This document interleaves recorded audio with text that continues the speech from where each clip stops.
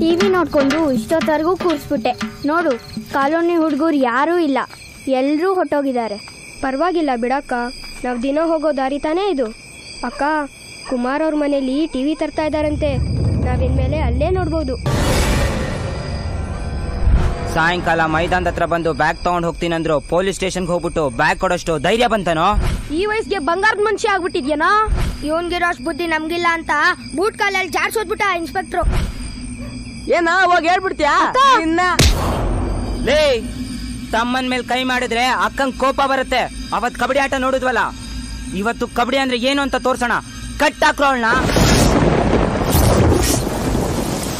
ಯಾಕ್ರೋ ನನ್ನ ಕಟ್ಟಾಕಿದೀರಾ? ಬಿಡ್ರೋ ನನ್ನ ತಮ್ಮನ್ನ.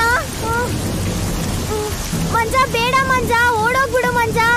ಮಂಜ ಇವರೆಲ್ಲ ಸರಿ ಇಲ್ಲ ಮಂಜ, ಕೆಟ್ಟೋರು, ಓಡೋಗ್ಬಿಡು. ಅವರೆಲ್ಲ ಸರಿ ಇಲ್ಲ.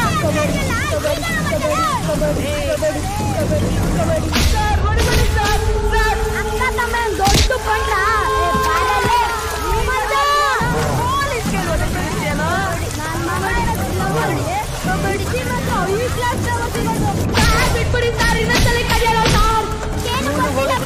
ಅವಳು ನೋಡ್ರು ಹೆಂಗ್ ಪದ್ದು ಬಿಡ್ತಾವಳೆ.